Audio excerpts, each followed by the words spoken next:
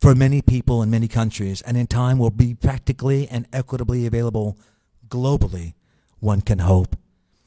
Hope by itself is stagnant air. Hope in action has to happen. So how do we go forward in asking what would Nikola Tesla do? That answer is in us, and that is in us to do something about. There are known responsible usages of sustainable resources that keep us going as a species for 100, 200, and 300 years' time. Getting those resources to be equitable and accessible is complex, complicated, contentious, and even worse, consolidated in few hands, allowing morsels to slip through their fingers for a commanding price. Really going to ask, what would this man with a genius mind of a 100,000-watt light bulb do? He saw existing machines made them better. He saw ideas floating around. He floated them higher. He designed concepts that traveled through thin air from point A to point B, contained energy traveling with specific directions in controlled velocities, force, and frequencies in mind-bending ways where we would have to even ask today, how the heck did he do that? We do know there were energy needs of great proportions to accommodate, and he made them available. The changes in the climate are also changing the way basic water and food gets accessed. I'm a gardener and a bit of a horticulturist. Our greatest threat today is the adversity of climate change and that it's causing. The types of disruptions to our geographical landscape will be our basic survival: food, shelter, water, medicines.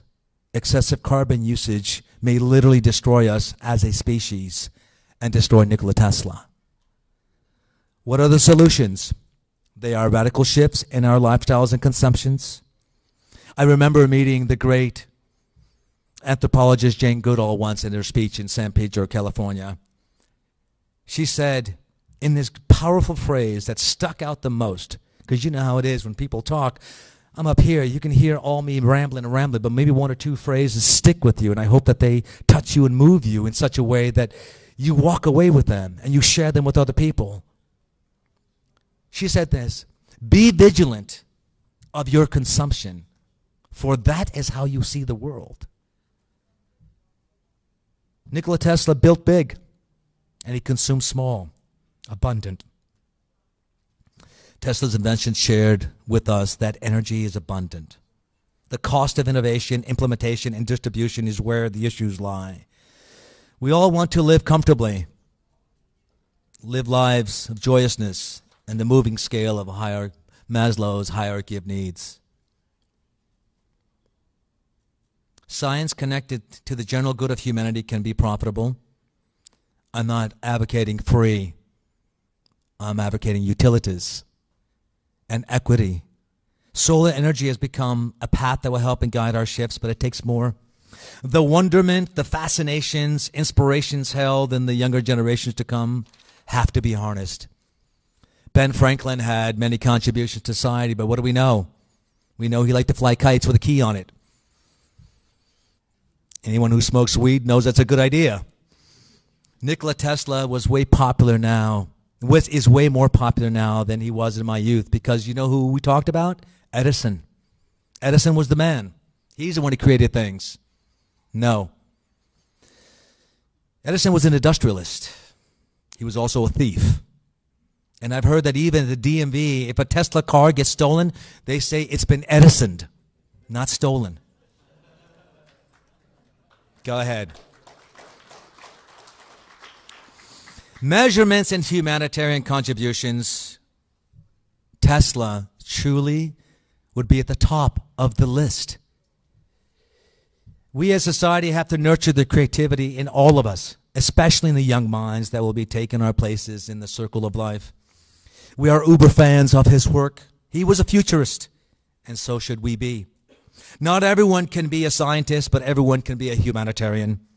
The access to political and financial power that would have given him comforts of any wealthy person, fame associated with his name in every language, and extraordinary privileges and admirations could have come to him in his life. But no, not him. He died alone, humble,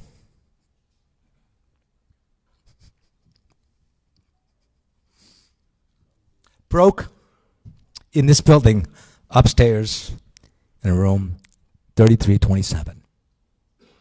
It's been said that if you're the smartest person in the room, you are in the wrong room. As a testament that one can only grow by being around people who are smarter than you. This philosophy applies to everyone, but not Nikola Tesla. His loves in life were mostly directed to his creations and the simple comfort in feeding pigeons like we'd see symbolically old people doing in a city park. Leaving behind a majesty of designs that eventually every hand in this world has touched, eyes have seen, and ears have heard. The conference is held here every year at the Hotel New Yorker, part celebration, part reunion, part effort in keeping his legacy alive and relevant, and part, dare I say, where do we go next? Bigger. I have proposals. The main one is that each and every one of us look at all the characteristics that have played a significant role in Tesla's life as we know it. There's a child Tesla out there, truly many of them. You and I recognize the Edisons, J.P. Morgans, Westinghouses, and more. Me, I'm the Rudyard Kipling and the Mark Twain of the story, I think. Like Tesla, we look outside to break down meaning and observations and note them down in a world of envisions and making this world a better place. Hoping, like Tesla, that we bring moments of comfort, joy, utility, understanding, and clear self-observation in one's presence to this world. The gatherings, I believe, would grow farther and internationally by encompassing the younger generation. To know and espouse humanitarian intent. He was a designer, he was creative, he was a futurist. I see him as the biggest humanitarian the world has ever known. That has to be the association. There are scientists, there's technology that is moving all of us at rapid speed. I can't fathom it this way. I'd like to sit back, walk through fields, and figure out words that just attract a sense of beauty and enjoyment and presence in life. He was beyond that. The guy put atoms and nucleus and all kinds of majesty together for all of us to understand and contain them. I propose that we use the word Nikola Tesla and humanitarianism together often. We have America's Got Talent. We can do a future Tesla's Got Design. These kinds of shows where competitions are there to solve world-pressing humanitarian problems of all people, all ages. Schools and humanitarian institutions can be named in his honor. Departments can be named in his honor. Tesla prizes equivalent to Nobel prizes can be created to honor his achievements in sciences in association with any kind of humanitarian development. You add ages of everybody, kids, girls. Girls are smart. I've told women all the time that I don't believe in equality. I pause and I say, why limit yourself? There is extraordinary capacity to be bigger, be smarter. I hope one day you're smarter than I am, and no doubt you will be, and I'm okay with that. Bono and Bobby Shriver created an organization called the One Campaign, and their sole purpose was to create online signatures so that they can push to Congress to enact legislation to enact these organizations to help end extreme global poverty. Yeah, food, water, shelter, clothing. But what about the sciences that really bring in that kind of energy and that kind of mindset to help people, solve their problems themselves? We can dream big. I think we should have a Nikola Tesla Day. And we can just dump Columbus Day because we know that jerk didn't discover America. The natives discovered his stupid boats on the beaches. And to think that he was doing us all a favor, that even Helen Keller herself could see that was bullshit. That the pulse of us as a race, a species, a global community can only exist peacefully in the intent to move forward. Works this way. I'm finishing my speech here, and I'm closing with a piece of music written by Vaughan Williams called Benedictus. Written in 1921 and performed by two guys from the former republics of Yugoslavia, one Croatian and the other Slovenian, Luka Šulić and Stefan Hauser. Written in the same year, an article was written about Tesla called Making Your Imagination Work for You. I don't need an applause. I'm humbled to be here to honor this man.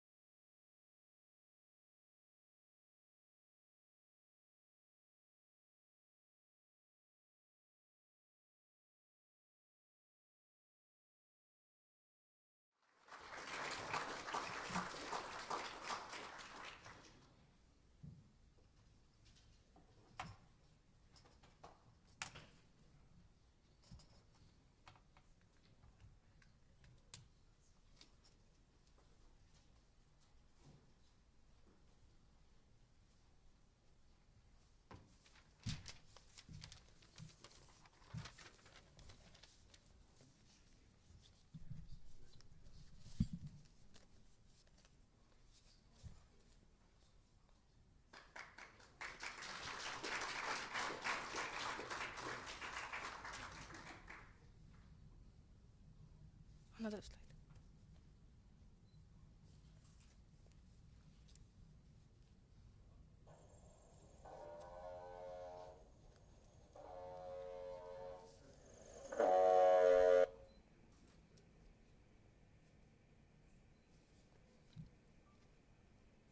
Hello, ladies and gentlemen.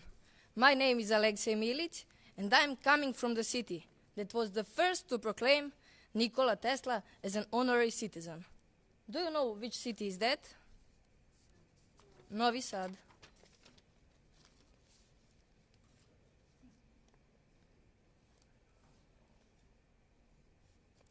In 1936, on July 10th, Tesla's 80th birthday, a special celebration conference was held at the town hall in Novi Sad. At the end of meeting, the president of the Novi Sad municipality, Dr. Branko Ilić, sent a telegram to Nikola Tesla, to this very hotel, New Yorker, informing him about the title. Therefore, Novi Sad was the first town in the whole world that announced Nikola Tesla as its honorary citizen. That fact makes us very proud. So, my duty is today to invite you all to visit the city of Novi Sad. Believe it or not, our city had named a street after Nikola Tesla even as far as in 1918, 100 years ago. Every year, there are many events, like Tesla Fest, International Festival of Innovations, dedicated to Tesla.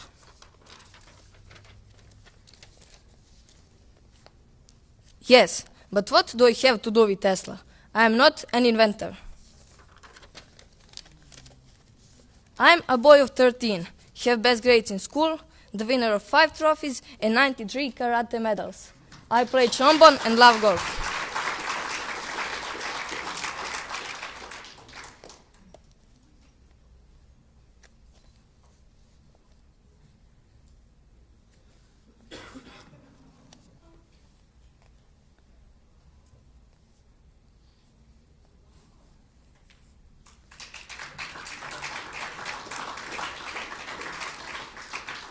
But I have a crazy aunt who sometimes look like this.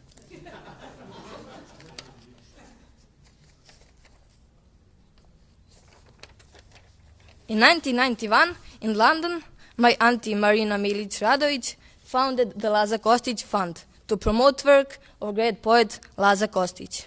10 years later, again in London, she also founded Tesla Art, presenting art using scientific facts.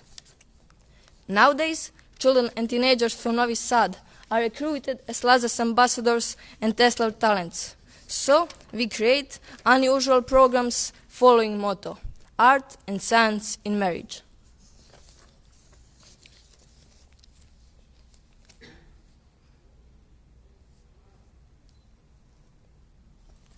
I myself was recruited as Laza's ambassador and Tesla talents at the age of 5 when I started as a pirate.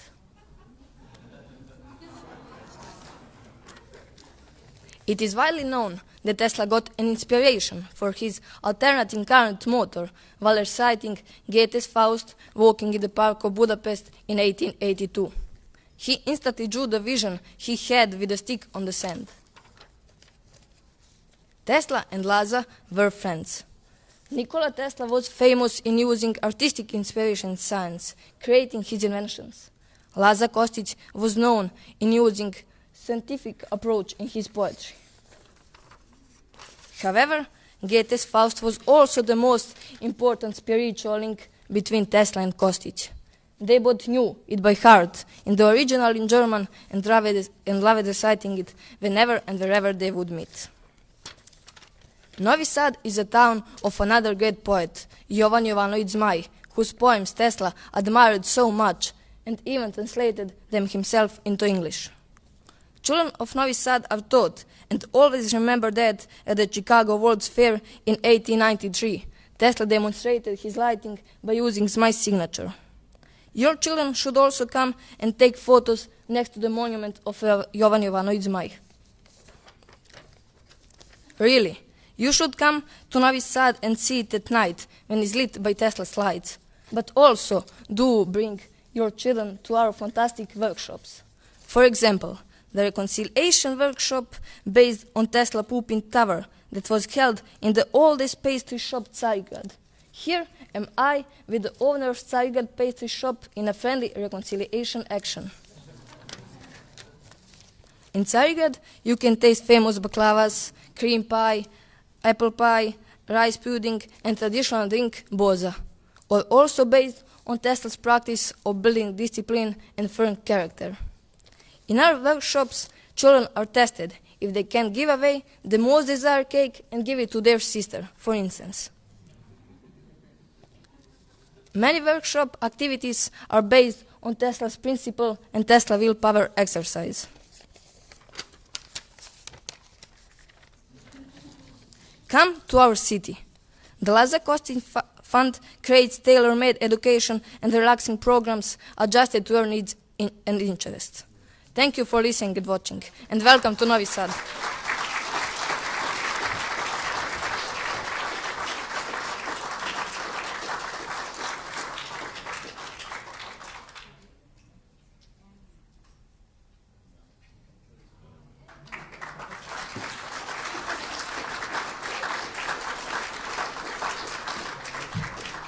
All right. Good morning, everyone. Good morning, Tesla people, and good morning, all the fans from Tesla who are watching us right now on Facebook.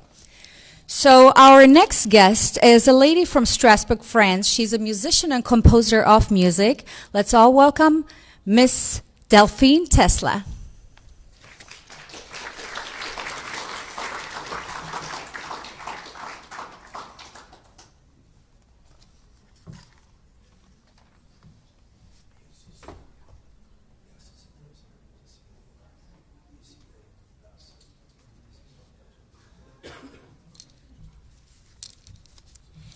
Well, good afternoon, ladies and gentlemen, mesdames et messieurs, bonjour.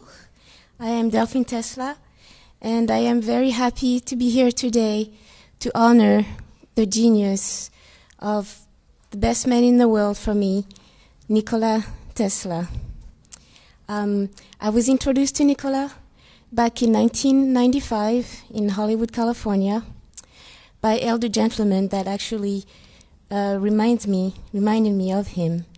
And ever since, I was caught by his genius, very intrigued. I thought he was such a mysterious man that throughout the years I studied him, and I'm always very passionate.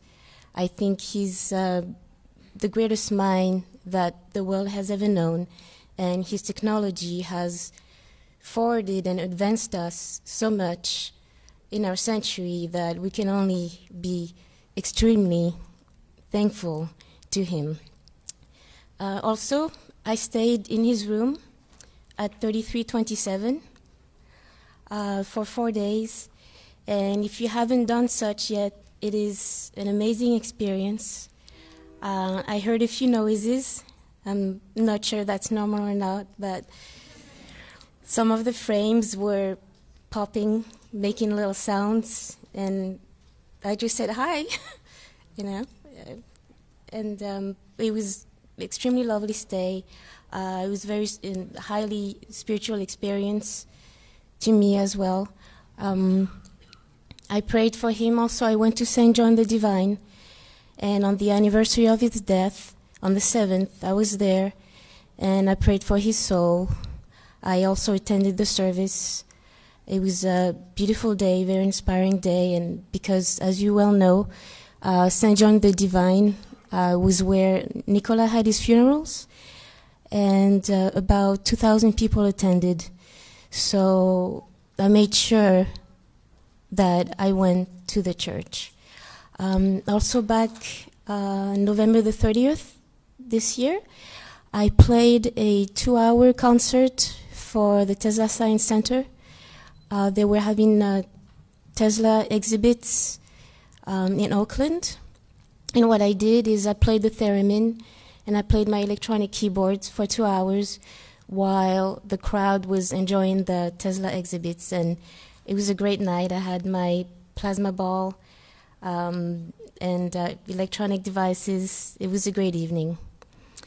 And I wanted to close this speech. This was my first speech, so I hope you like it.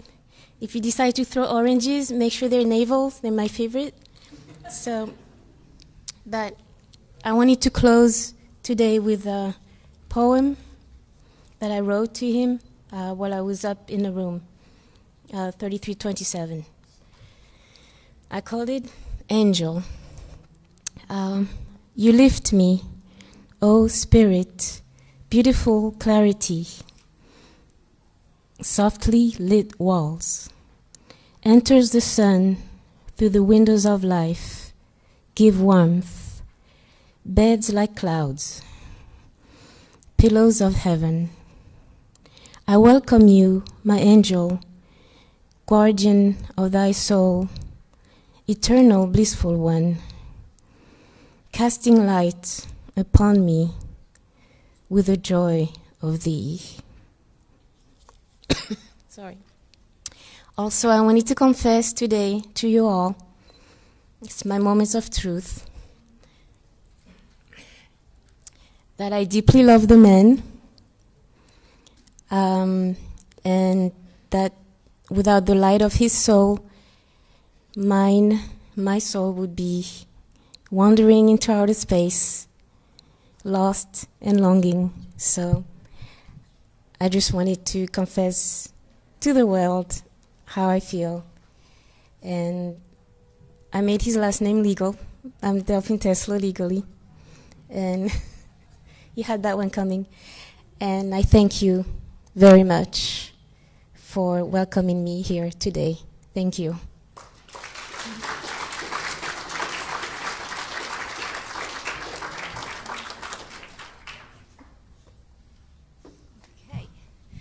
Thank you, Delphine Tesla.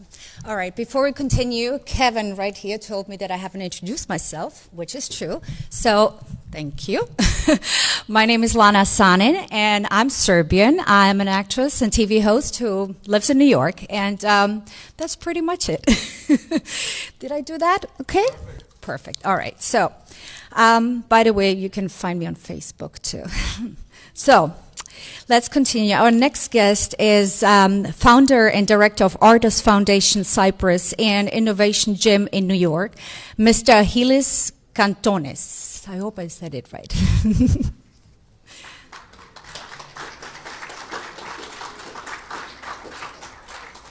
Did I mention it?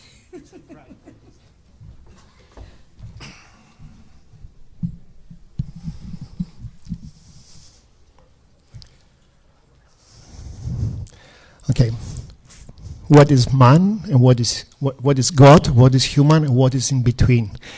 That's what the poet said, and I'm wondering what's the relationship with Nikola Tesla. You know, the forbidden knowledge was symbolized by an apple. In Spanish, apple is called manzano, and in Greek means I learn. So what happened when the forbidden knowledge, which was the first human why to the gods, what happened? They lost paradise. What happened when Prometheus took the fire from the gods? He got punished. What happened when a humanitarian, a real researcher, a real scientist who really believed in humanity, decided to give free energy to the people? He died alone here in New York. I'm quoting his words, that the ultimate purpose is to complete mastery of mind over material world. So it's mind over matter. And this is something very difficult to bring it into science, to comprehend and to understand. But let's see how Tesla got inspired, and let's see how we can get inspired by him. First of all, he had the intuition, and he learned that from very young age. And this is when we should start educating our kids and ourselves from very young age, because after 5 years old, it's too late to talk about intuition. It's too late to learn about knowledge is available to you without really going to a training process. So it's all about educating and not training. Is the difference between alternative current and direct current. So is the alternative current, it's alive, it's changing, it's moving, it's agile. Direct current is so predictable and so controllable and can only create governs and not humans that can take humanity a bit further. Then he was able to visualize it. He could visualize things, and he was able to actually build what he was visualizing it. I'm an innovation mentor, and really every time I feel that I succeed in transmitting this information to people following my courses, it's when they learn how to visualize and implement their visualization, because the brain cannot distinguish between reality and imagination. So we should make this work as augmented reality, that is both real and imaginary at the same time. His sleeping pattern, he was not sleeping 8 hours.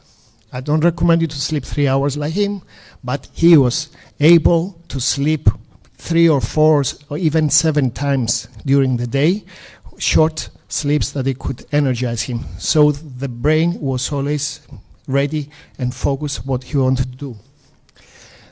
He had repetitive habits, so that means he remained focused what he was doing because he really believed in it. He walked every day, and this is very, very important. I wouldn't call it in a spiritual way, because I'm a scientist, I'm an engineer, I'm a physicist, I'm a transdisciplinary artist as well. But I want to experience it. I'm an experientialist. I want to live things before I believe them.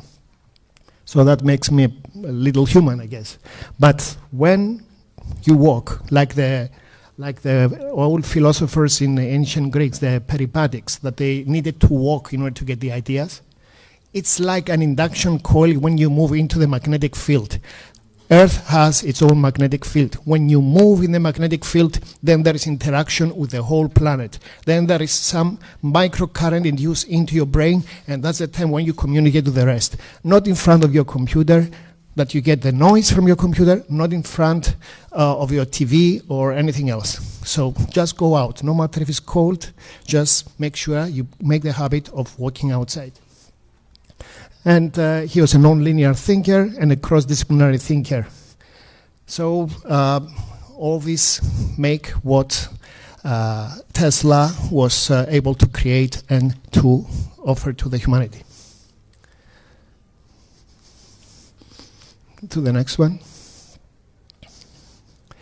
So he really believed that his brain was linked with the rest of the world, and I gave you a little example before. So his testimonies and his legacy is all there. It's available on the internet. It's very interesting that we should make sure we spend some time to find about the mystery of the brain connection that Tesla had with the rest of the planet.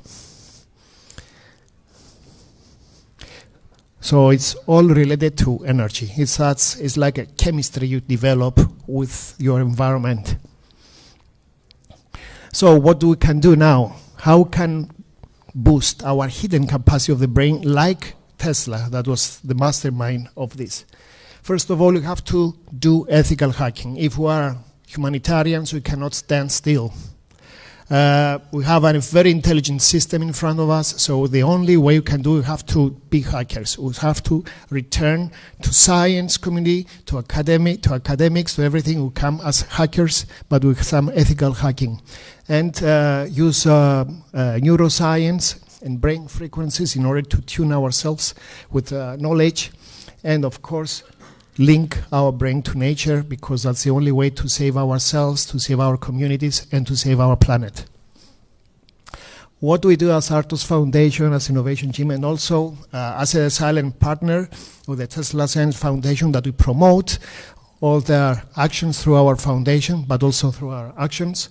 We do this brain hacking and start from the young ones. We use also the application that the Science Tesla Foundation, Tesla Science Foundation did, and we utilize it. It's easy to share it with so many other people, and we start from the young. So they can start from the Tesla coil, so they can understand the concept of communicate and have free energy moving around, including ideas, including thoughts. So we do events like the research night, that we have more than 2,500 kids coming there and experiment with us. And we also use Tesla's technology to develop our own system that we can read the brain waves and then analyze them. We can see if they can communicate and have communication with other people within the room. So this is another way to promote Tesla's work. And of course, we do different workshops in Berlin, in Strasbourg, in Thessaloniki, in Greece, and in Cyprus, of course, that we show them how they can activate that side of the brain. They can bring new ideas and also start doing basic telekinesis as well, as Tesla did. We have here Stellark, one of the most famous performers in the world on that, actually following Tesla's experiment and do this telekinesis with activating the Tesla's manner like we did.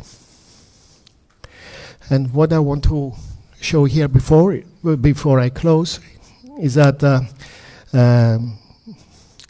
what we want is closer, that's his words. What we want is closer contact and better understanding between individuals and communities all over the earth, and the elimination of egoism and pride.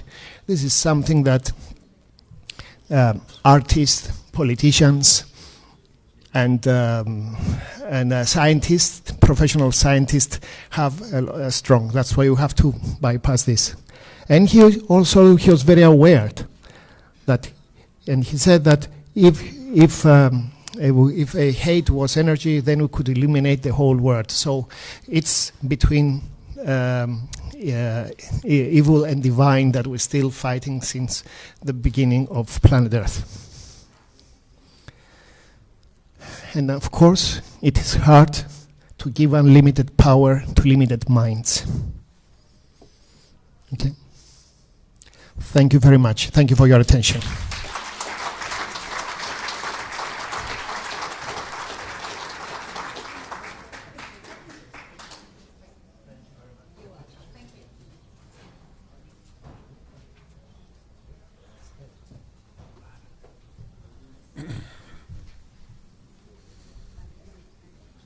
Hello, everyone. Thank you for having me. At this point, we'll be taking a 15-minute intermission, and if anybody has any questions, please feel free to come up to me or ask any of the many experts in the room and out in the hall, please. Thank you.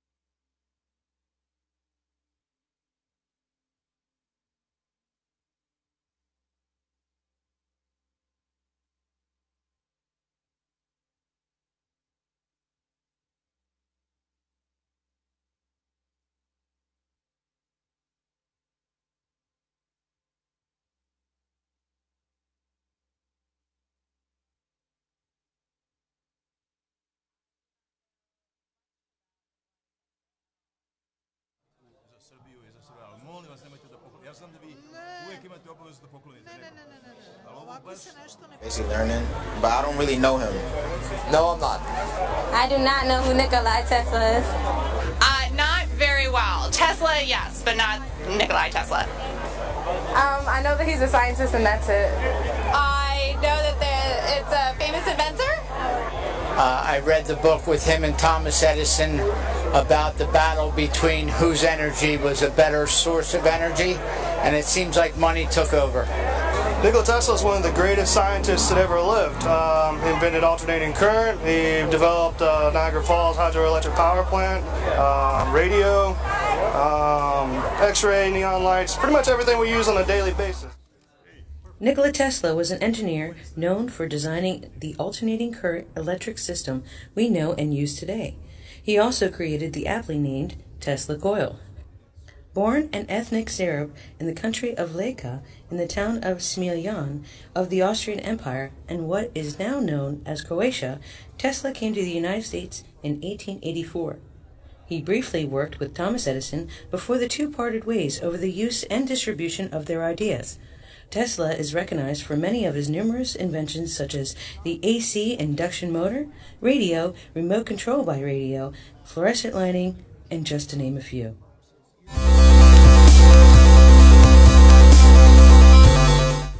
I am not familiar with the concept of free energy. No. I don't really remember. I don't remember. I don't know. I don't know, but I'm interested. I'd be interested in learning. Well, free energy is basically using nature's resource of power to give back, distribute to the people. Nikola Tesla's most famous attempt was to provide everyone in the world with free energy. Free energy is a method of broadcasting electrical energy without wires through the ground. His Wardenclyffe Tower was never finished, but his dream of providing energy to all points on the globe for free is still alive today.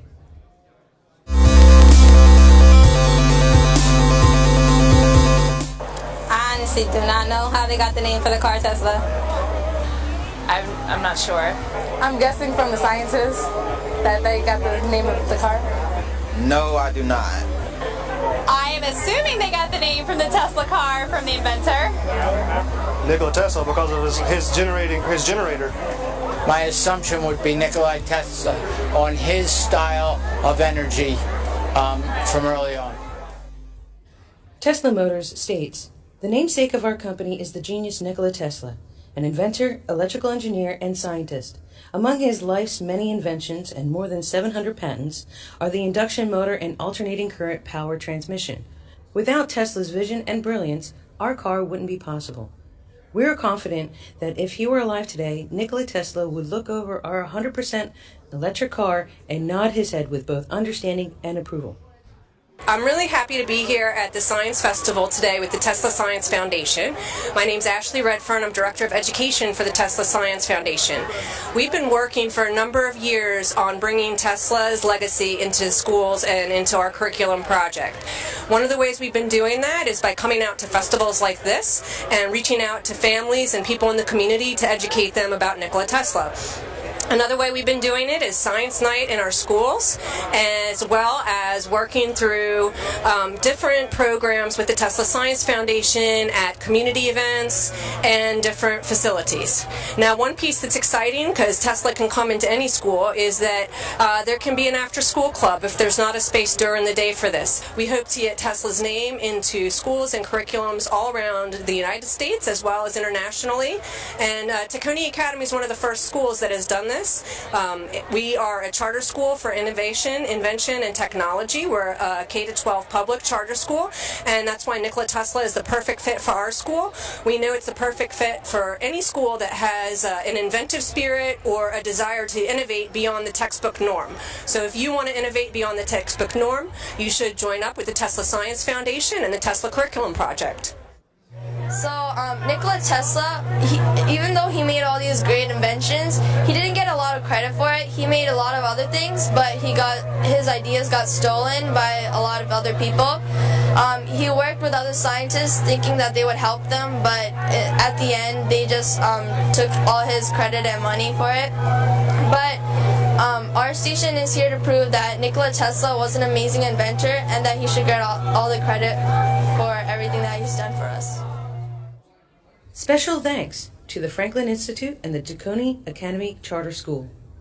To make donations to the Tesla Science Foundation, please visit PayPal and pay to Nikola Tesla Inventors Club at gmail.com.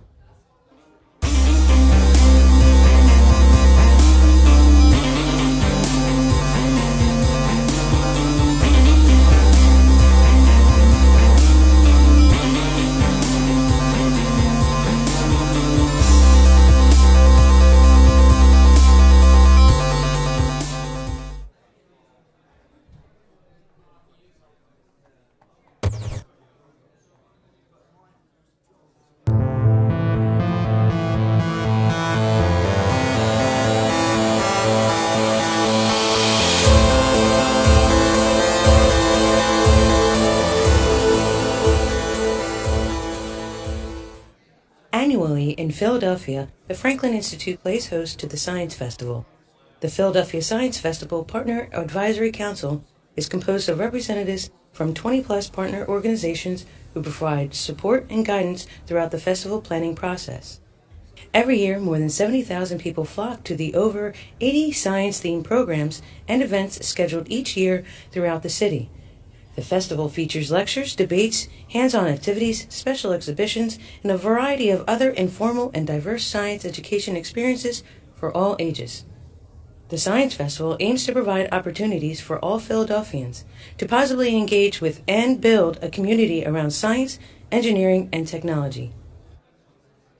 Hi everybody, welcome to the Science Fair here on the Parkway in the city of brotherly love, Philadelphia, Pennsylvania. My name is Craig DeVideo. I'm a board member of the Tesla Science Foundation. We have a booth here on the Parkway today, being Saturday, April 28th, 2018. What a great day to be here introducing Tesla to the public.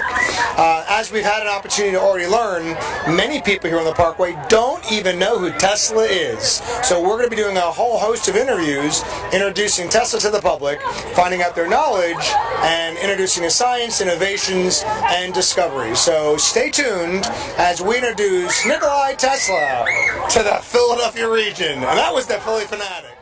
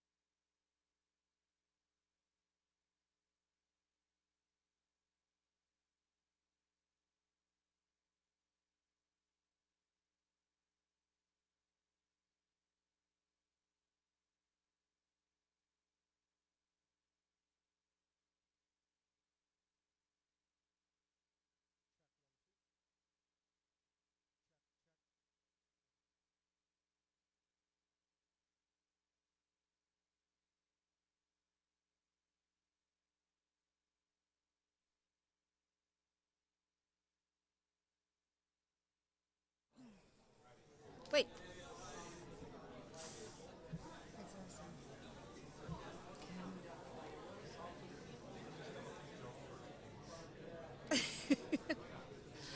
All right.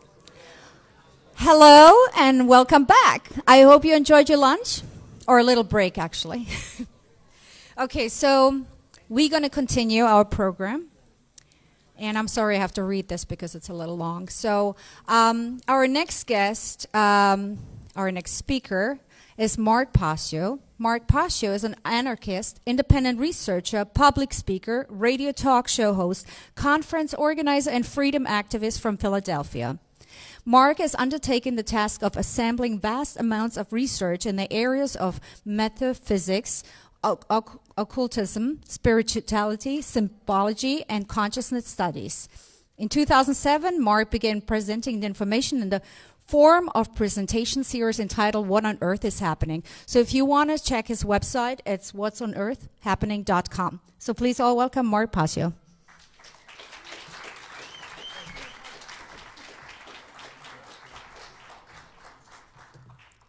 Thank you, everyone. I really appreciate that.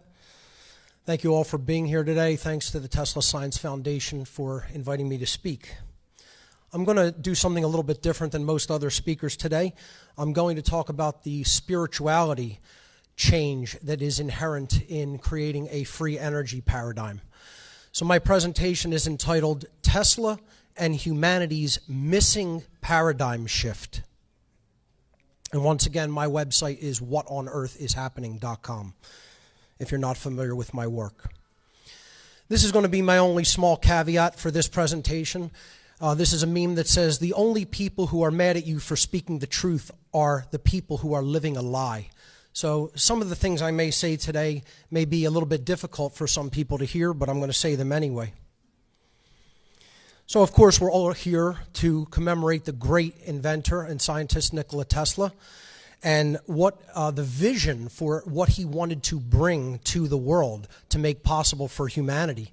And unfortunately, Tesla's greatest visions for humanity and the technology that he envisioned to make that future possible has not come to fruition and has not manifested in our lives.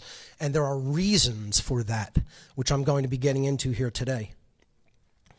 See, Tesla was a visionary, and perhaps the people of his day were not ready for the very advanced type of technology that he wanted to bring to the world. They weren't ready in a spiritual capacity, and I don't really see any indication that that has changed that much. We still have to go through a paradigm shift in consciousness before free energy can be manifested as a technology on Earth. So right now what we have is a controlled energy paradigm. We have nothing resembling a free energy paradigm. I call this the scarcity paradigm, and its hallmarks are it's polluting and unsustainable. It's based in the fear of scarcity. It perpetuates dependency, most of all dependency on government and utility companies. It's maintained by violence, exploitation, and imperialism. It promotes a separation worldview that nature belongs to us and is ours to conquer and use as we see fit. It is ultimately stagnating of humanity's spiritual progress, our evolution in consciousness. It is actually a completely immoral energy paradigm because of the violence it is based upon. It is in opposition to what I call spiritual law, moral law, or simply natural law. And the continued dependency on this paradigm will eventually lead to humanity's total slavery and ultimately extinction. And that is not fear-mongering, that is a simple matter of fact. What we say we want to see manifested in the world is a free energy paradigm. That's what the people in the free energy movement, in the new technology movement say that they want. And I'm going to, say it like that. We say we want that. But, there are requirements for what we say we want. It's the things that we say that we want don't just magically occur in our world. We have to do things to make them happen. And the things that actually make them happen are not just physical. We have to go through mental transformations to prepare the way for bringing this physical manifestation into the world. So the free energy, or what I call the abundance paradigm, is non-polluting and sustainable. It creates empowerment via abundance. It promotes independence rather than dependence. It's based in genuine power, which means that no scarcity would obviate our human so-called need for aggression and war, which Tesla wanted to see abolished through his technology. It promotes an integral worldview as opposed to a separation worldview, and this integral worldview is basically that we are a part of the living system of nature. We are not separate from it. It promotes human evolutionary progress and consciousness, and the free energy paradigm is moral, meaning it is in harmony with natural law, with the moral and spiritual laws of creation. This paradigm would lead to true freedom for all, for everyone on this planet. But we don't have this paradigm, okay? We have this controlled energy paradigm in place, and we say we want to get to the free energy paradigm, and there's a world in between these two things, okay? So here's where we are on the left, where we want to go is on the right, but then there's this space in between where things haven't manifested. You could call it a transitional period. Now, I don't know if anybody remembers, but back in like the 90s leading into the early 2000s, spiritualists and those in perhaps the New Age community would refer to this as a paradigm shift, or simply the paradigm shift that humanity has to undergo. And it was kind of a nebulous phrase, it was never really fully quite defined in the spiritualist communities. So, I asked the question here today, what is this paradigm shift? What is actually the shift in consciousness that humanity has to undergo to make free energy a physical manifestation in our world? And it's not what they would think, okay? Maybe not what many in people in this room would think that it is. So I have actually covered the characteristics of this paradigm shift in a former presentation that I did back in 2014 in St. Louis. It was called Streetwise Spirituality. Okay, so this is my whole approach. It's a boots-on-the-ground approach to spirituality, a spirit-in-the-flesh approach. Very pragmatic, realistic view of spirituality as opposed to a feel-good, New Agey approach. Okay, but it actually talks about what it really means to be a conscious individual. What does it really mean to be quote-unquote awake? We float these terms out there, but do we really know what they mean? And in this presentation, I covered 20 aspects of the paradigm shift. So very briefly, I'll run down these. I'm not going to cover them in depth. You can watch the presentation, Streetwise Spirituality, if you want to explore those in depth. But it is knowledge of the world of the occult, meaning the hidden, specifically hidden science and hidden spirituality.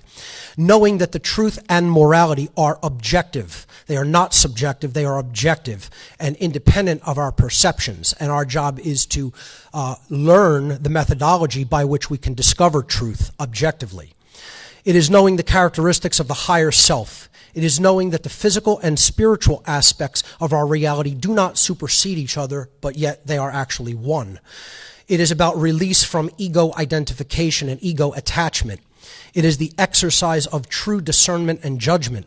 It is becoming mentally free of all false religions or simply all false belief systems. It is understanding that knowledge is never negative, no matter how seemingly scary it may sound. Knowing it is worth it. It is about knowledge that the current human condition is, in fact, a condition of slavery and the causal factors that have led to the current human condition. It is understanding and living in harmony with natural law, the moral and spiritual laws of creation that actually govern the consequences of our behavior.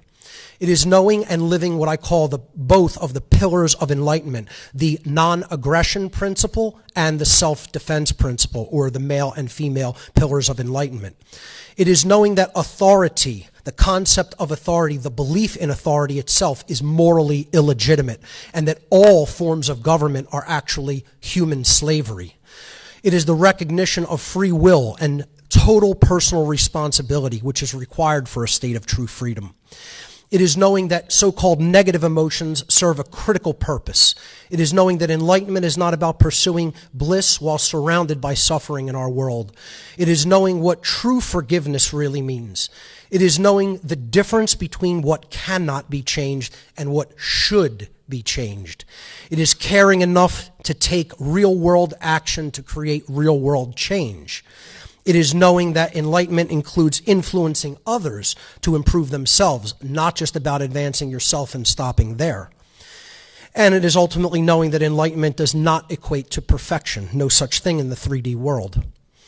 Here's the paradigm shift aspects that are absolutely the most critical to the emergence of free energy in our world. Knowledge of the occult, meaning we have to understand the hidden science that has been held back from our understanding, and we have to understand the hidden spirituality and the laws of the actual spiritual reality that we live in. It is becoming mentally free of all false religions, and too many people cling to false religions and false belief systems, as I'm going to get into.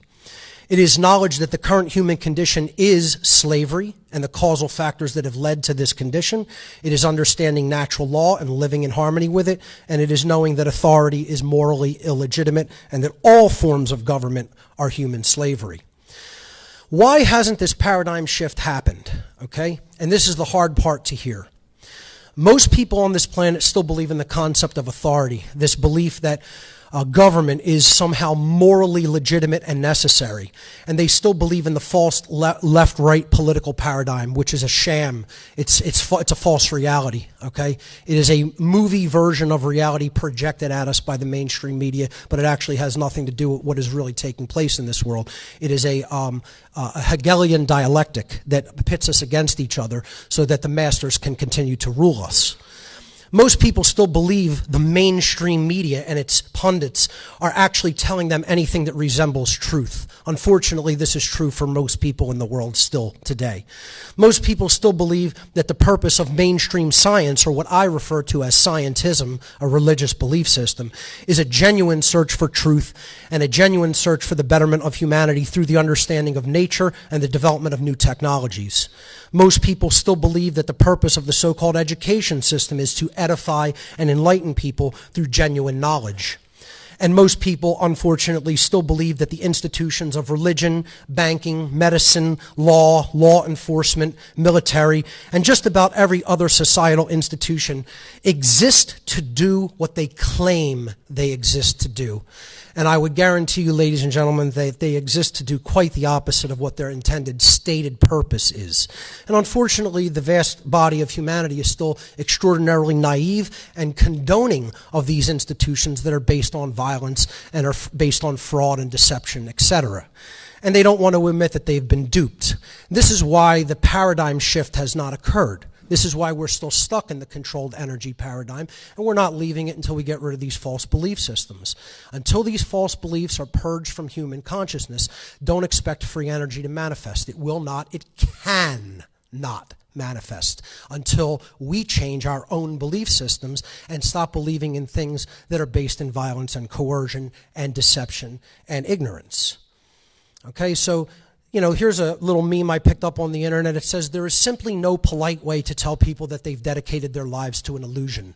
And this is what I've dedicated my life to doing through public speaking. And my approach is quite blunt. I like it that way. I don't make any apologies for it. It's true, and I tell people, get as offended as you like about it. I'm not here to be your friend. I'm not here not to offend you. I'm here to speak harsh reality to people, and that's what I do unapologetically. Most people in the free energy movement still do not understand the free part. Most of them think this is about it being free as in gratis, as in not having to pay for it. They don't understand that a free energy system has to be based in a world that is based in true human freedom, which too few people truly value or even understand the meaning of. And that's the world. That's the current condition of our world. It's a slavery system that is locked down practically, and it's getting worse. And it's the reason that it's getting worse, and the reason that we're in that condition, is because we believe in this erroneous notion of authority that is based in violence and coercion. The belief in authority is an illusion of a diseased psyche based entirely in violence and built upon the erroneous and dogmatic belief that some people are masters who have the moral right to issue quite arbitrary commands, while others are their slaves who have a moral obligation to obey the masters. And if you don't think that's what government is, I would suggest that you're an extremely naive individual and you haven't really looked at the dynamics involved, because that is what it is at its base level. Government is the world's most dangerous religion. I call it the world's most dangerous cult. It is a cult belief system. Imagine being forced into a religion that you cannot opt out of. That's what government is. It is a religious belief system. See, in the past, in the old world order, you had this concept of authority being vested in one individual that ruled over everybody else. And as you went down that chain of command, or chain of obedience, as I like to call it, you had more people who were more ignorant. And at the top, you had total power and total knowledge. And in the past, they called this slavery system kingship. That's what it was referred to as. It was completely immoral then, just as it is now or would be in the future. Okay? But see, today, we've been duped into believing that we have something different than that when we have exactly the same thing. It's just authority that is vested in few. This is hegemony. This is oligarchy. This is what government is. Government is simply the same thing, except you have diffused the power from one individual into a handful of individuals that comprise a ruling class. Ladies and gentlemen, it does not matter whether you have an individual ruling the entirety of society or you have an oligarchy ruling the entirety of society. I don't care what you call that. You can euphemize it all you want, but that is called slavery, and that is the condition of humanity. That is what we are living in. Every single individual in this room, including myself, is a slave, and we are existing in a state of slavery on earth. Whether you understand that or not is irrelevant. That is the case. The problem is too few people understand that that is the case. See, people would call me somewhat crazy for saying it just that bluntly. But see, you know, this is also a meme that I picked up that I liked a lot. Let's see if I got this correct. You believe that people can't govern themselves as individuals. However, you also believe that some people can govern hundreds of millions of other people. It is actually the most ridiculous premise possible. I don't expect everybody to grasp this in just a short presentation format like this. I highly suggest that people go to my website and view my natural law seminar. It is probably the most profound spiritual work that you will ever encounter in your life. And I'm not saying that to toot my own horn. I'm saying that because you will probably never find spiritual information of this depth and magnitude as opposed to what I have laid out in my 9-hour presentation called Natural Law, the real law of attraction and how to apply it in your life. It is approximately 9 hours long and it is worth every second. The vast majority of the very people who say they want to see the manifestation of free energy are actually those who are blocking the manifestation of free energy by the very way that they continue to think. Thoughts become our reality, ladies and gentlemen. And if we do not change the way that we think, it is an impossibility for free energy to manifest, because we will continue to manifest the same controlled energy paradigm for as long as our minds are not based in true freedom. This is mind control. This is where the vast majority of human beings are at. They are in a state of completely controlled thought, where they cannot think of even the possibilities of what may be possible for humanity because of their limiting worldview and belief systems. And you can euphemize that all you want, just like you can euphemize slavery and call it government. People, use mental manipulation, they use all kinds of euphemisms for it, but I call it what it really is, mind control. And we are mind controlled by social engineers who continue to get us to think in a paradigm of false belief that will keep us enslaved. Free energy cannot be manifested as long as the people of Earth continue to believe in and condone humanity's current immoral institutions, which are based entirely in violence, coercion, deception, ignorance, greed, usury, and exploitation. This is most certainly not what Tesla envisioned for the human future. See, when it comes down to it, this is what most of us do. We look to some form of a leader, and the leader is saying to us, who wants change? And everybody is very eager to raise their hand and jump to the front of the line and say, oh, yes, give us that, give us that. But then, when it is explained that what is required for the manifestation of that change to take place is for a massive change in the human mind and heart. We ourselves have to change. We have to go through the paradigm shift in our belief system and our mental and spiritual lives. And very few people want that, Then you could hear the crickets chirping, and flies buzzing about the room, because that takes deep internal work upon ourselves, which all too few people are willing to do and confront and look at our inner selves and our shadow side. Tesla wanted a future in which science would be used for the true betterment of humanity. That was his main goal. And many people think he backed off of his own projects because he knew that humanity was not ready. And we were like naive little children, that if we had the power of Tesla technology truly in our hands, it would be like putting nuclear bombs in the hands of children. Okay, so many people think he actually backed away from some of his most advanced technology projects. And that may be true. But one thing is Tesla did understand that this paradigm shift would have to happen. He hinted at it in his quote when he said, peace can only come as a consequence of universal enlightenment. And I have said that free energy can only come as a consequence of universal enlightenment.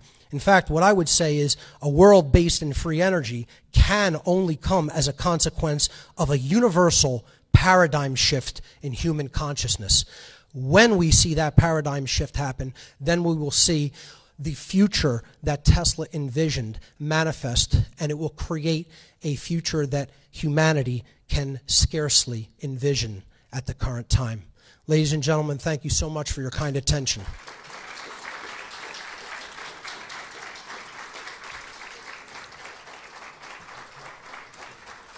You can visit my website at whatonearthishappening.com, and we have a table set up in the front. Come and visit us. Thank you so much, ladies and gentlemen.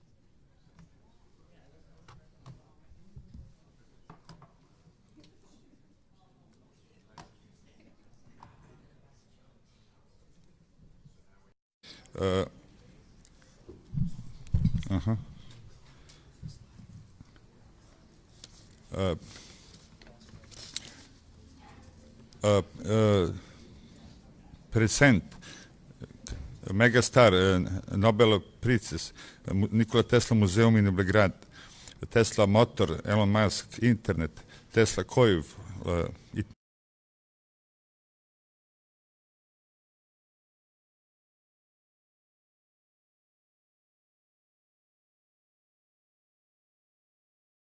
Aeromobil, ozone therapy, Tesla's wall system, energy internet. Which is the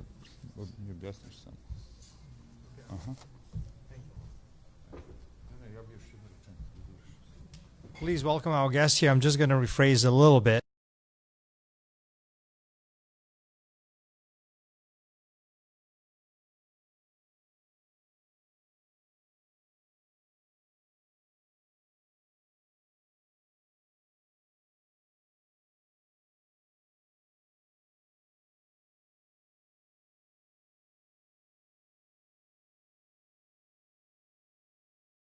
In terms of what are some of the achievements that are already here now, like the drones, things that Tesla has done in the past about, the aircrafts that are vertical ascension, vertical takeoff.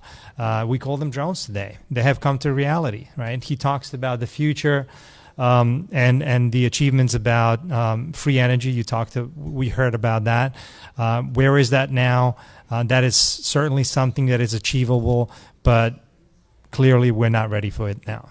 So it's a comprehensive piece of work that Milovan is working on, that we're hoping eventually this book will become a part of the package that is for our education of children, for the schools, for the introduction into different institutions, whether there's just education or any other purpose in terms of science advancement.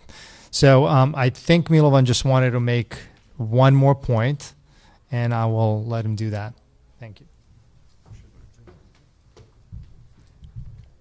I da se obratim prisutnima na jeziku Nikole Tesle i da kažem, čitav svet i svi filozofi sveta su samo različito tumačili svet, a radi se o tome da se on izmeni i promeni na bolje. Ako je neko uspeo da to radi, to je svakako Nikola Tesla, ne samo u svoje vreme, nego i dan danas njegove ideje stalno menjaju naš svet na bolje i na bolje i na bolje. Hvala vam puno. Thank you.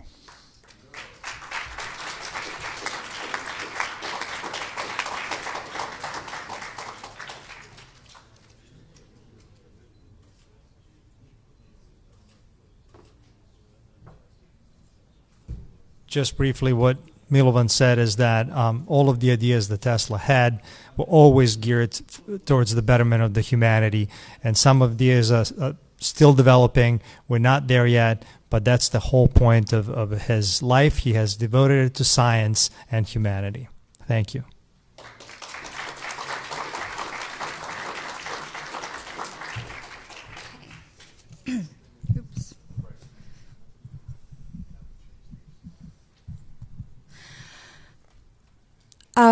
Okay, we'll continue with our next speaker, Ashley Redfern, a mother and educator from Philadelphia, hoping to unite many people to study the legacy of Nikola Tesla. Let's all welcome Ashley Redfern.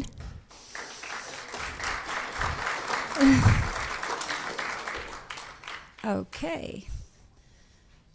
She is not here. I don't know. Okay, so we're waiting for Ashley. Okay. Well, we'll see. All right. Well, let's all say hello to all our Facebook fans, Tesla fans. Hello. Who are watching us right now. And we're still waiting for Ashley. So...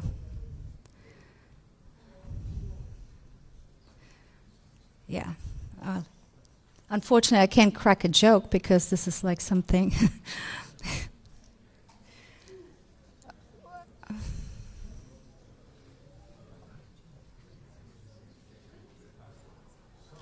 So.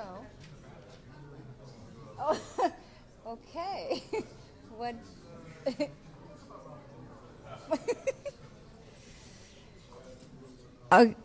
Okay, so. She's around. Yeah, she's around, but we'll give her like maybe a minute.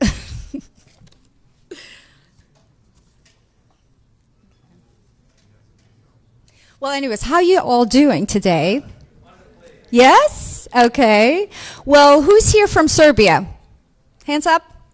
Yay! All right. Well, I'm from Serbia too. I was born in Germany. Anybody from Germany here? Nobody from Germany? Okay. All right. So who else do we have here? Anybody from Philadelphia? Woo! Philadelphia. Right. Anybody from Chicago? Nobody from Chicago? Oh, I forgot. Anybody from Canada? Yes. All right. All right. I was just in Canada 2 months ago, and I visited the Tesla monument on the Canadian side and also on the American side, and it was very beautiful. So, and I believe I saw a gentleman earlier who actually, where is he? Somewhere here. Yeah, he's gonna come up later, and he told me about that he was putting up the monument. So that was kind of interesting. Oh, there she is. Well, all right. Let's continue. So let's all welcome Ashley Redfern. Woo! Thank you. I thought you left us. Well, good afternoon. I'm really happy to see such a great crowd come out, everyone interested in Tesla. And I'm here to talk a little bit about the Tesla Science Foundation and our education branch. I am the Director of Education for the Philadelphia Tesla Science Foundation. And in our work, we go to museums, we go to schools, we basically do a lot of talking, thinking, and exploring around the legacy of Nikola Tesla. There's a difference, however, when you go into a group like yourself, who everybody is here because you have some interest in Nikola Tesla or Tesla's inventions or the legacy of Nikola Tesla. It's not the same every place you go. One of the challenges we're up against in the education of the legacy of Nikola Tesla is a lack of background knowledge, where there's been previous gaps in education where people have not learned about Tesla. Myself, for example, I have been through several university studies, been through what I thought were great schools, and did not learn about the name of Nikola Tesla until I was in my 30s. And the way I learned about Tesla was simply through having a conversation with a friend of mine at a coffee shop, and he mentioned the Tesla Science Foundation and Nikola Tesla. And he also mentioned the mission of the Tesla Science Foundation in regards to seeking to expand on the inventions of Nikola Tesla in the hopes that one day we will have free energy.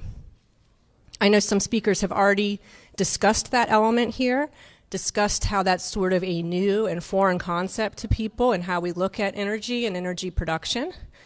And so we have this knowledge gap, this background gap, where you can't just walk into any group and say, hey, let's add Tesla's legacy into our educational curriculum program, if they're going to look at you and say, who's Tesla and why? You can't have people say, hey, come on out, let's have a Tesla night or a Tesla club, if they have no background knowledge or interest in that. So speaking from my own personal perspective, when I first learned about Nikola Tesla and became interested, I am not a scientist, I am an educator. So I know my own personal skills. I am not going to be the one to explain to people about the functionality of the Tesla coil. I'm not going to be the one who explains why that exactly works or how that exactly works. So that's why I call upon our Tesla community, who is all of you out there. And basically what makes the Tesla Science Foundation education team unique is our approach, which is a STEAM approach. And STEAM is an educational model that includes science, technology, engineering, arts, and mathematics. And it's this addition of the artistic piece that not only helps young people and adults alike to tap into their creative potential and not just looking to reproduce knowledge or take someone else's knowledge and recreate it, but really create their own knowledge and their own ideas.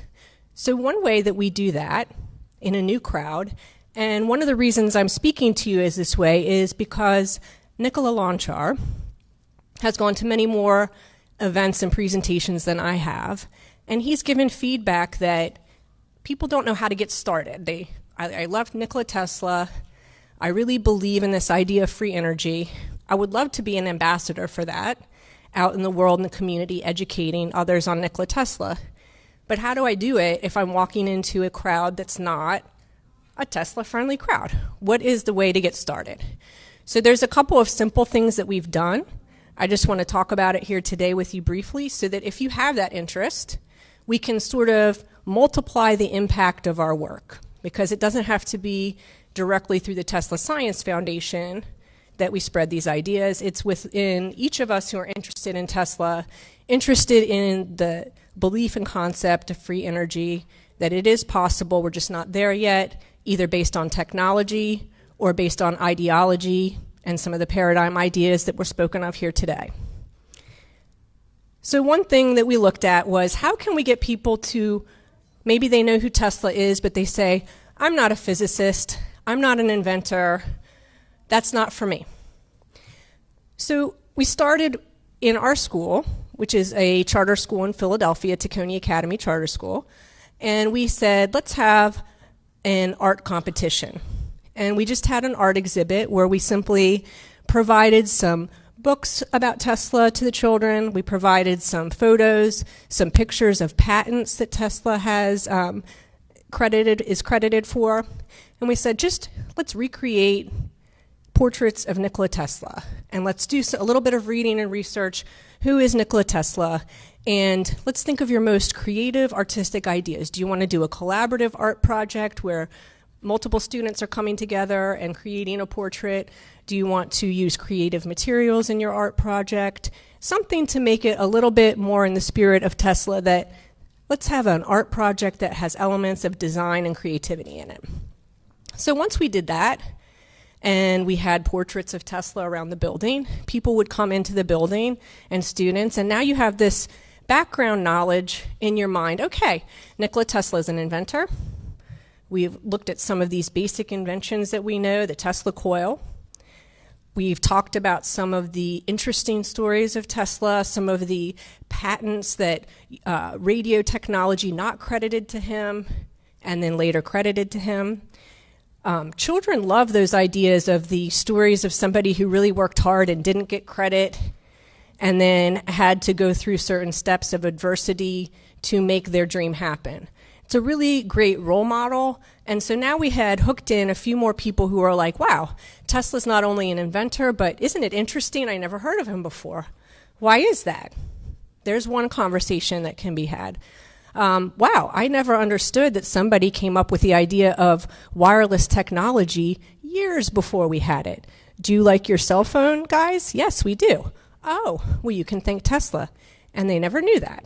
So now we have this background knowledge, this sort of brain schema developed where you have some concept of who Tesla is, what it's about, and then you start to gather in people who might be more interested in the scientific aspect, might be more interested in the environmental impact that the technology could have.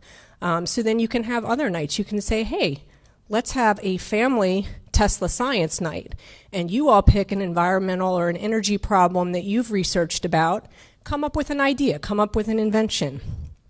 And then what we did was we brought in our community of educators, our STEAM educators.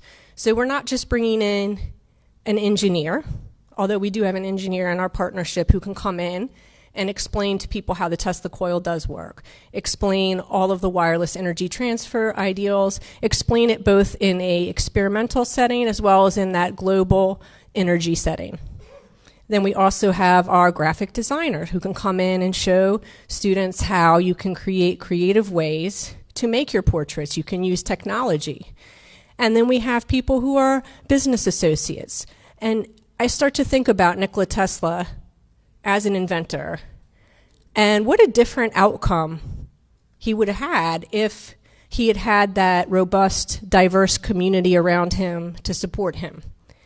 What a different outcome he would have had if he had had somebody who was an ethical business person who looked out for him and said, hey, we have somebody whose inventions could change the world.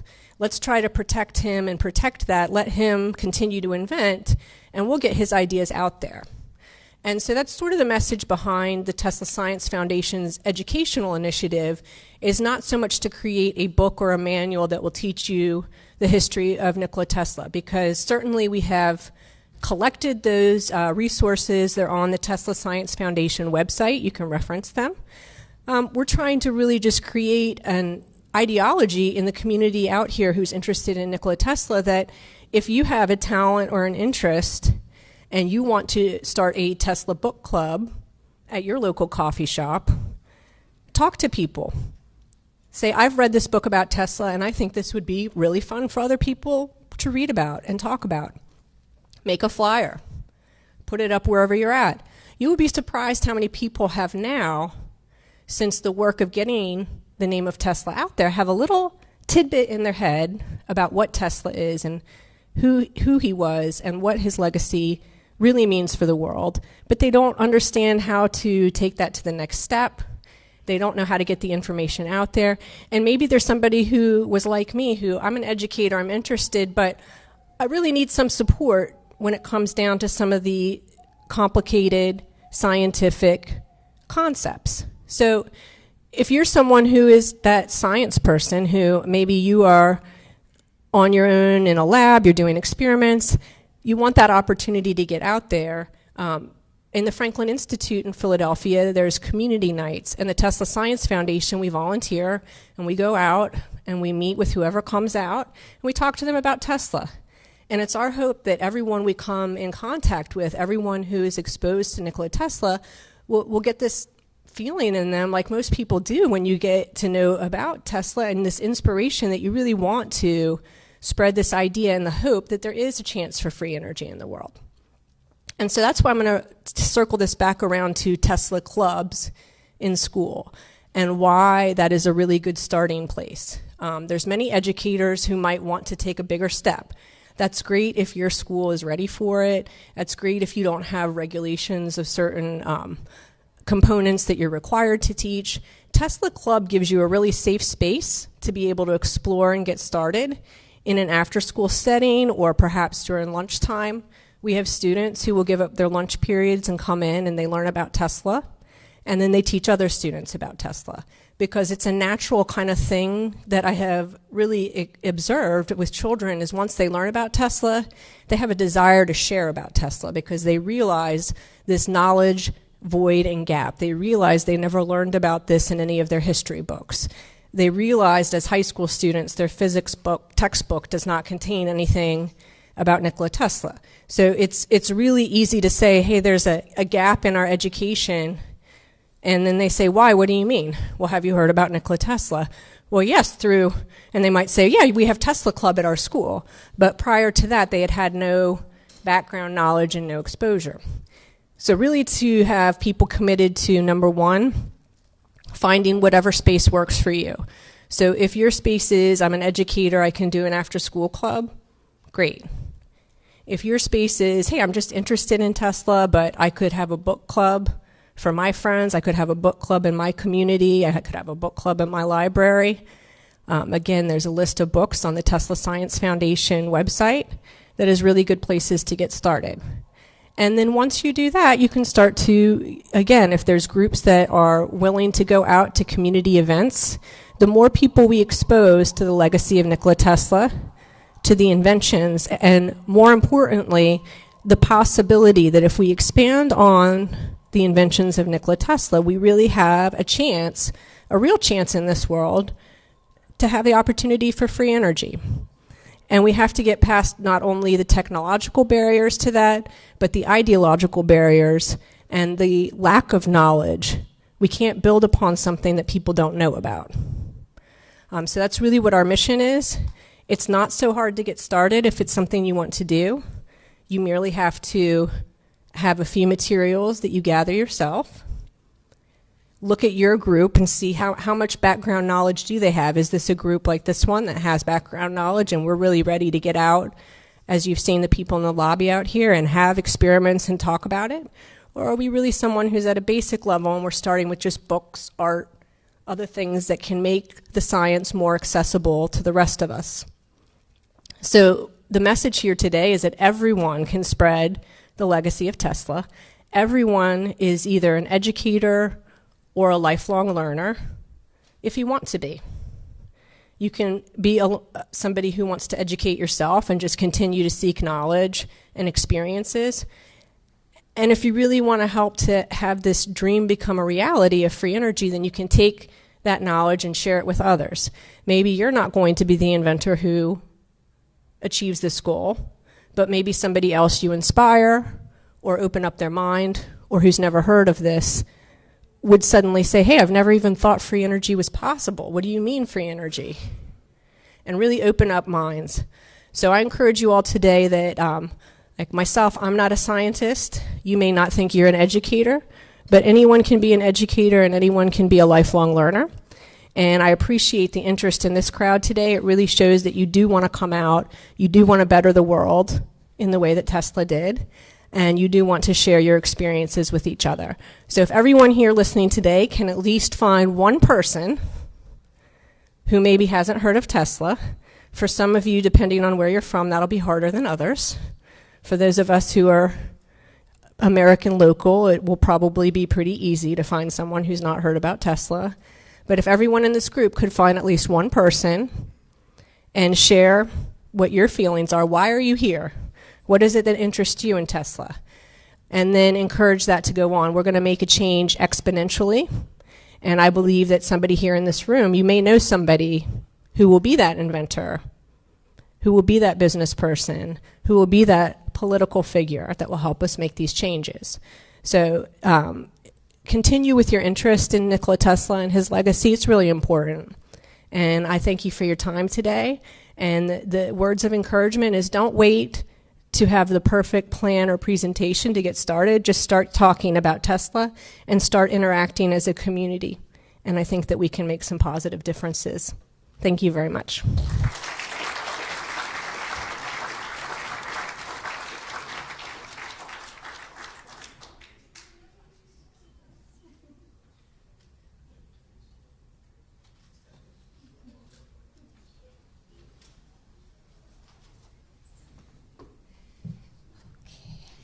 All right, so before we go to our lunch break, we have a gentleman from Mexico, Alejandro Sanchez Navarro, who is a composer and conductor of the Tesla Symphony program. So let's go. Viva la Mexico!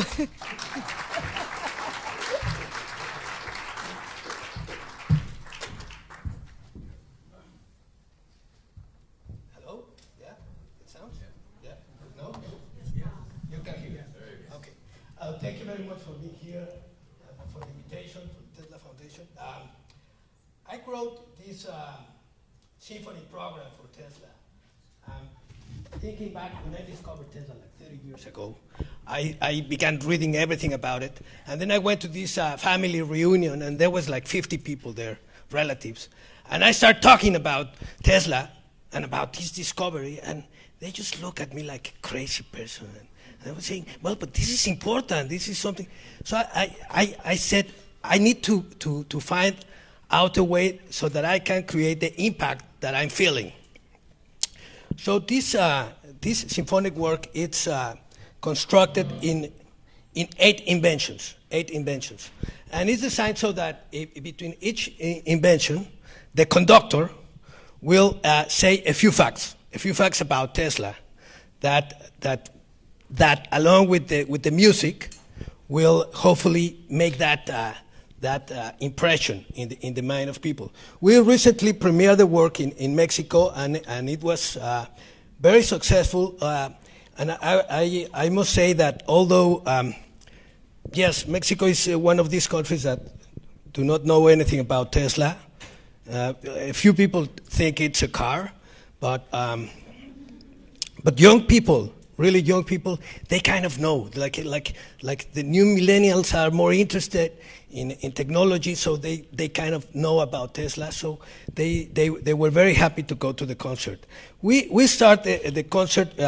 We print some notes about what any conductor could say. But we began by saying that this is to render honor to Tesla, but that there are only 2 people in the planet that deserve these kind of honors. And one is a philosopher, the Greek philosopher Aristotle, because he gave us the fundamentals of logic and reason, which make science.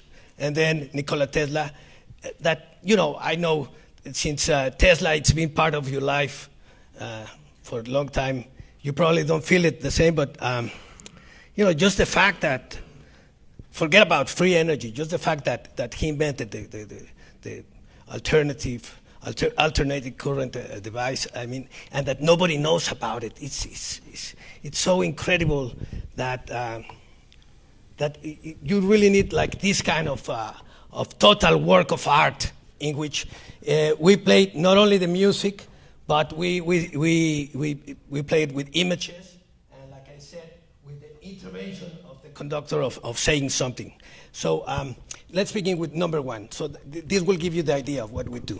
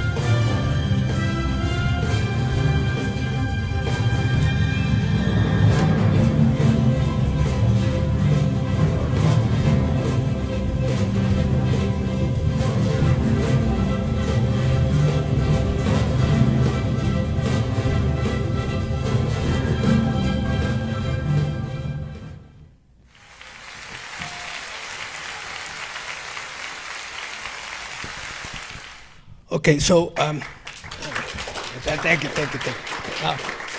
So the 8 inventions, we begin with this number sequence. Okay, hold on. Yeah, it's a concert with images. Since it's multimedia, it's difficult to convey really what it is.